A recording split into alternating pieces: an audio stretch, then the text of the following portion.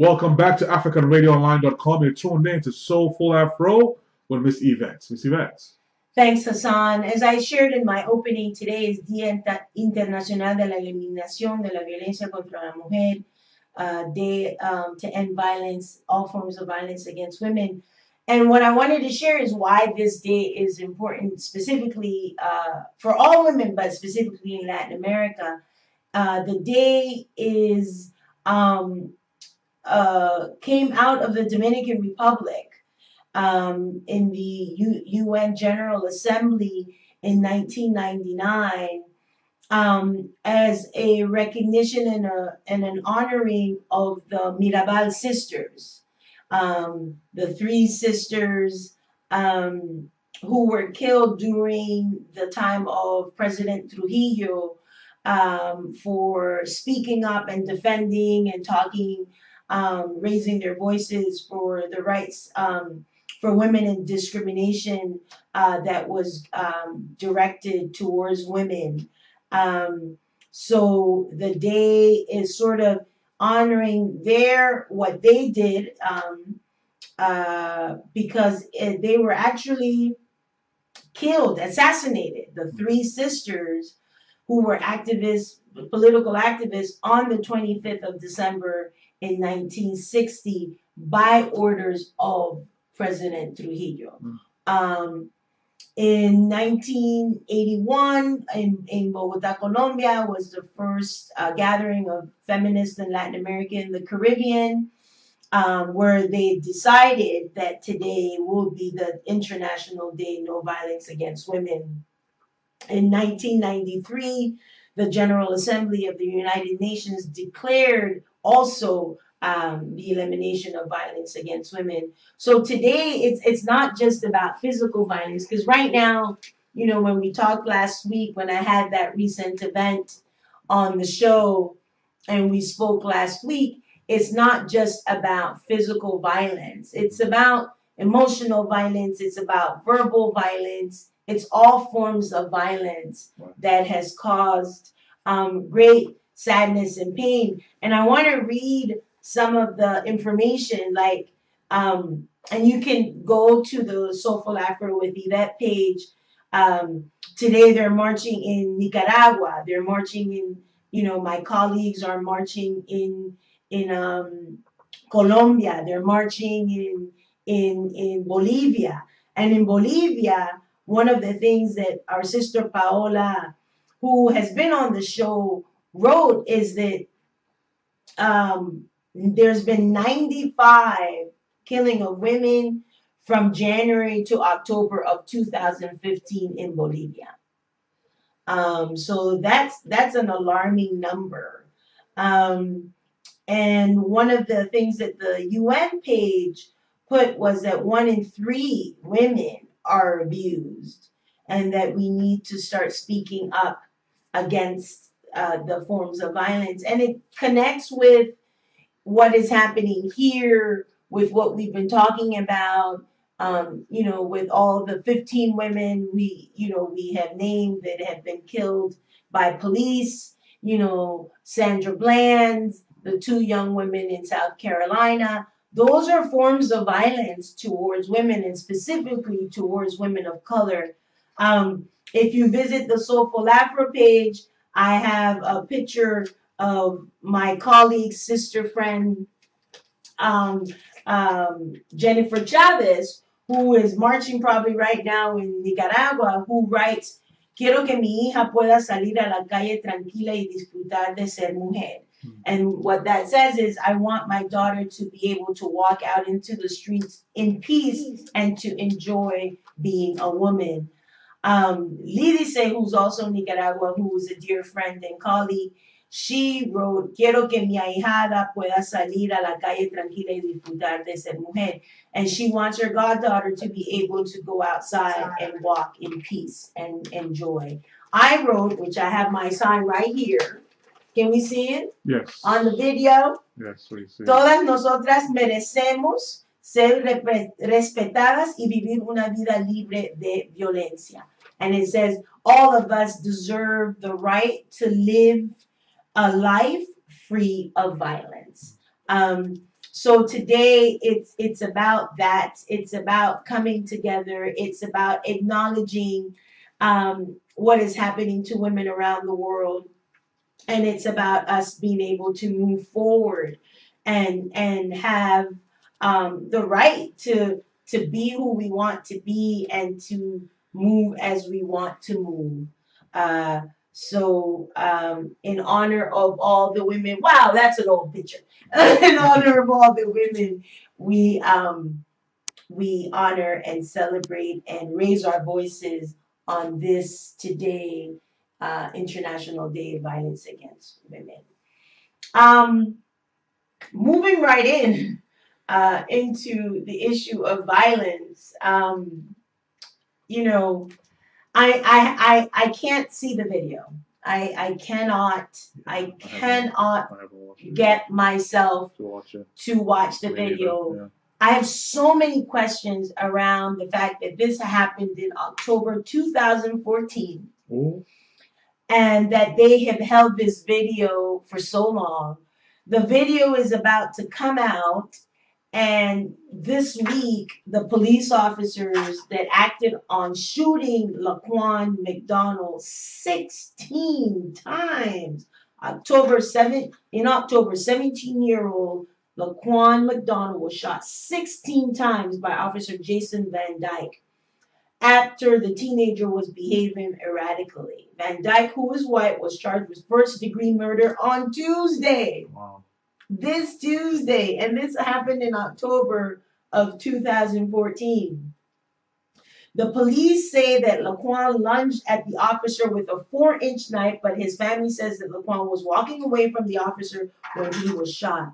The video reportedly shows Laquan getting shot several times in the back, including when he is on the ground. So he got shot while he was still on the ground. The city has already approved a $5 million payment to his family, despite the fact that no lawsuit has been filed. Why? And this is from the article in The Root that I'm reading, and I would recommend you go back. Because of that same graphic video, which has been described as disturbing and violent, which I cannot get myself to watch, police and city officials tried to stop its release, signing an investigation, but judge refused the request and set its release for Wednesday, the day before Thanksgiving, which is, I'm surprised that they even released it now, knowing that most people are free tomorrow and free on Friday because of this holiday that I don't call Thanksgiving, that I call giving thanks, because that's also the genocides of our Native American brothers and sisters. So they were fearing the reaction of the video, right? But to me, there's a greater reaction now of the fact that this has been held that long. The police was just charged this week. So there's been a lot on planning to demonstrate. One of my colleagues in Chicago, who's quoted in the article, is saying that the youth is really wanting to come out. They're really wanting to do and say something, to speak up against it. But to the family of Laquan McDonald's, to the people of Chicago, we send you light and love. There's a quote in the piece, and it says, every time a black person is killed by the police, and every time I hear about a young black person, period, being killed by some type of violence, it feels very personal. And that's how I started the show. It feels personal. Yeah. It doesn't feel that it's so removed from us. It feels that, this is an attack on us, on all of us, and that quote was from Carruthers. And so, I'm still trying to wrap my mind around, but what it does say is Black lives does not matter. Of course, yeah. To the most and to the system. I'm lost I'm lost in that. And then you have the other story that has stood out this week. And, we had the shooting that happened in Minneapolis in the past week or so. And there's been demonstrations there, general demonstrations, but definitely Black Lives Matter demonstration. And where was a protesters were demonstrating, and 3 white men shot at the protesters, and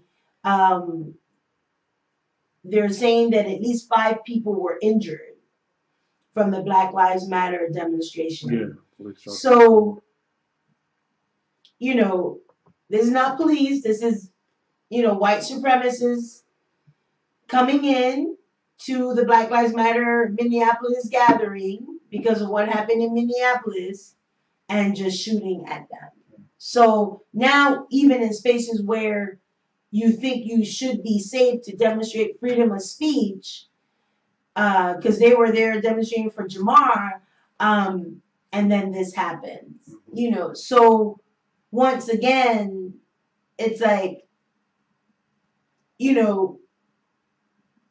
the demonstrators didn't have the gun, and yet the guns are placed on them because they're thinking that they're rowdy and whatever, So they were marching from the 4th Precinct Police Station in North Minneapolis to the site, constant protest since Jamar Clark was shot, and 700 people gathered, So, and they're basically saying, we ain't scared, we can't back down, we're not turning around, but we're fighting for justice, So you have the Chicago, you have Minneapolis, you have the campus uproars that are happening, including right here in Boston, because the Harvard's law school professors were put with black tape. So that is even right here in our backyard around campus uproar. But Adebukola Jao, who has been on the show before, posted this image of a Newsweek cover that was in the 60s around campus unrest and seeking campus justice. So for those of you who think that this is new, no, it's not. Then there is Brown University around the campus stuff is to spend a ridiculous amount of money. Let's see if they really put it where it needs to go to address campus diversity and racism. Because this stuff has been in existence. This is nothing new. Another, sort of connecting to the violence in general around the world is that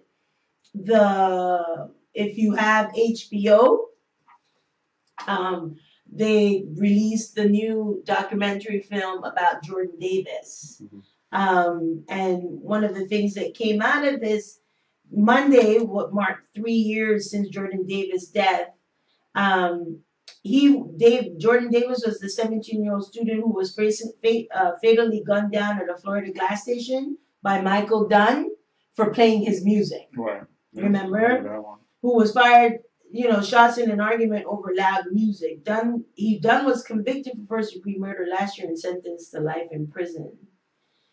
But, the film, the parents, Lucy McBath, she says, which is Jordan Davis's mother, she said, we wanted to make sure that we use our voice to tell our story and to tell our truth.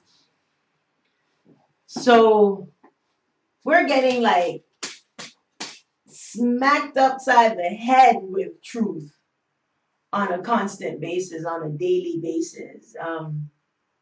It's still going back to the song, we have to remember what we've been through, how far we've come, and we have to keep believing, but, times are tough. Times are tough. So I think, the current issues, the violence against women today, the Chicago, Minneapolis, it's all about how do we speak our truth, demand justice, and stay safe in the process.